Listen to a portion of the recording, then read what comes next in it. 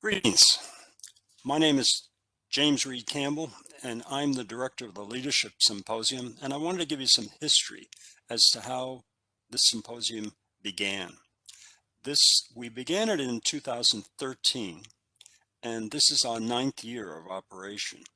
And what we wanted to do initially, we have currently in our doctoral program over 400 doctoral students, and we wanted, and each year a number of them finish, and we wanted those that had finished to get a sample of them to present their papers to the other doctoral students. And we figured this was a good way to move towards publishing articles, to at least publish a paper, and after that to publish an article. So we organized the symposia with the model being the American Educational Research Association regional and national meetings. And the venue we picked up for our doctoral students would be the roundtables. So we had roundtable sessions figured. So we began the symposium. We ran it the first year, we ran it the second year, we ran it the third year. It was working very well. We were getting good numbers of students showing up. The fourth year, we ended up getting corporate sponsors. We had 2 corporate sponsors, and that provided us with some money in order to hire keynote speakers. And we were very fortunate to get a number of excellent keynote speakers. We had Stephanie Wood Garrett from the New York State Education Department the first year. The next year, we had Judy Spiro from the Wallace Foundation. And the Wallace Foundation is a doctoral program developer. And our faculty found that very interesting. The third year, the third time we had sponsors, we had corporate sponsors. We had Kirsi Terry, an international scholar from the University of Helsinki in Finland. The fourth year, we had Chris Holman from the University of Virginia, and he was doing Dweck studies with Dweck instruments. And at the same time, several of our doctoral students who were presenting at our symposium were doing Dweck studies. So Chris, after he finished his presentation, he went up and attended the presentations of our students. What a thrill for our students to have a scholar, a national scholar, be there present at their presentations. The next year we had Andy Hargraves from BC. The next year we had Benjamin Shear from the University of Colorado at Boulder. And he's another one that attended several sessions. After he presented, he stayed all day and went to all the different sessions. And that was another very good experience for our students. And finally, we had Dr. Pringle from the Yale Center of Emotional Intelligence. And again, we had some papers being presented that were using the emotional intelligence instruments. Year 4 also, most of our students are they're teachers or assistant principals in schools. And we thought they're all in the administrative supervision department. That's our department. And so there would be administrators. So we figured, why not invite the CEOs of the educational community, the superintendents, and have a forum for them. So we put that on, and we had one of our faculty moderate the forum, and we had these 3 superintendents. And it turned out to be a really, really interesting event.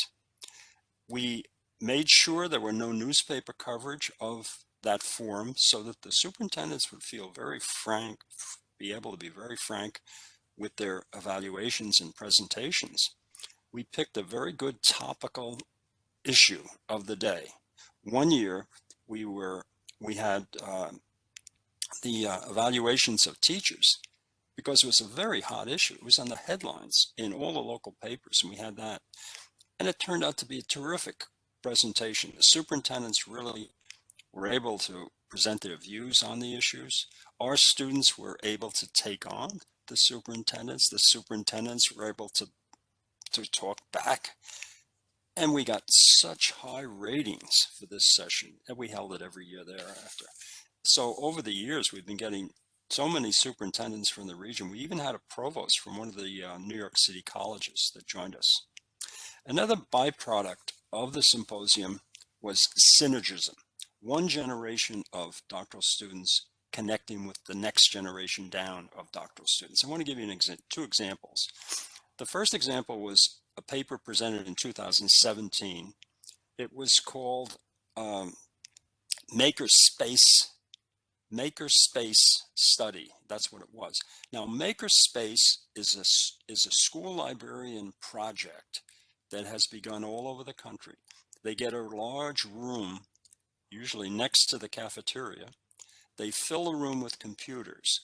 They have a resource librarian in attendance, and the resource librarian gets voluntary attendance by students who are really interested in using the internet.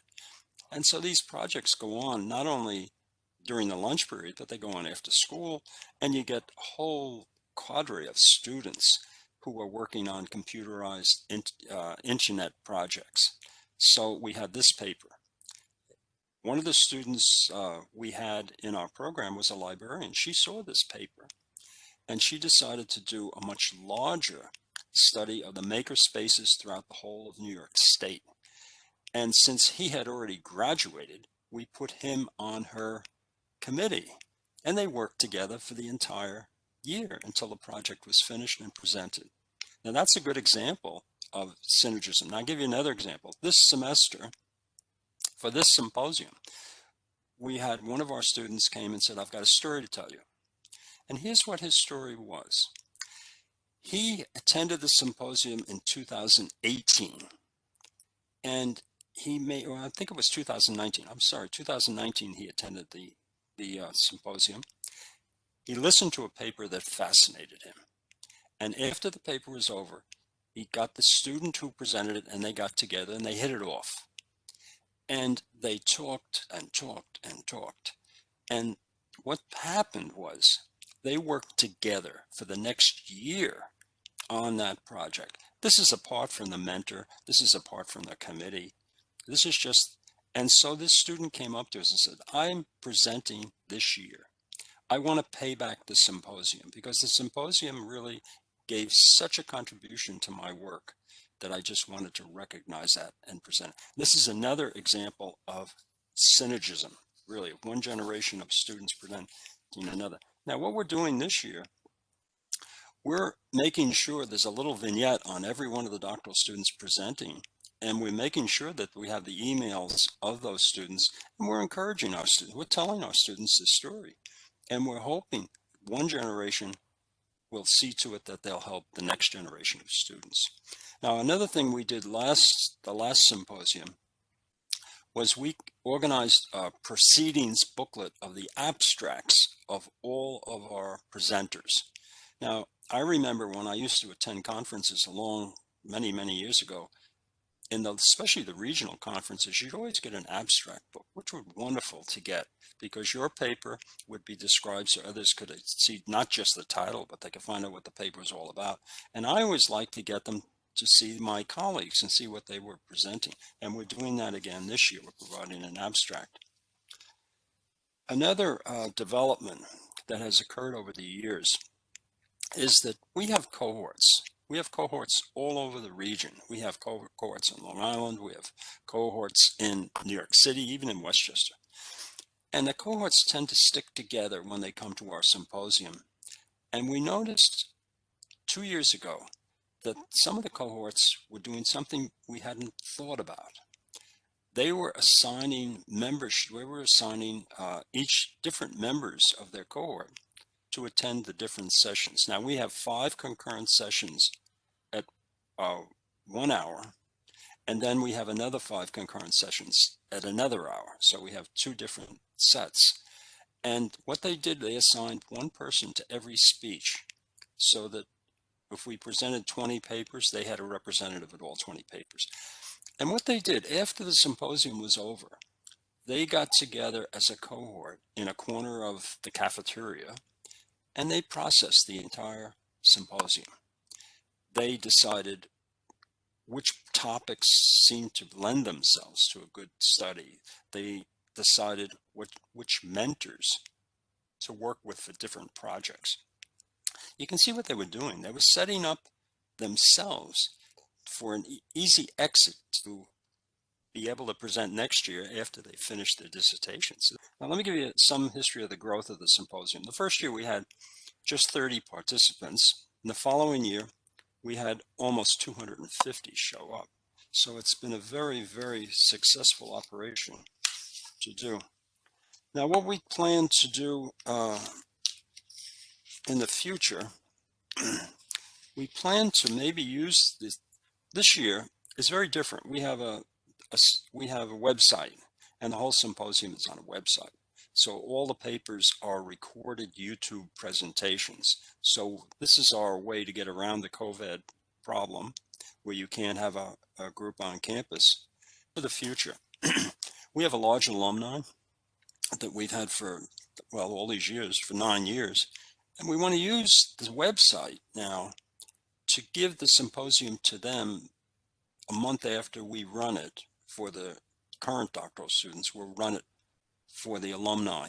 And for the alumni, it's a good chance to see what's new, what's being researched today, and it's a good chance to see what skills these doctoral students are starting to have, so maybe they could upgrade their skills. Maybe we'll be able to run workshops as well. So this is the history of the Leadership Symposium, and thank you very much for your attention.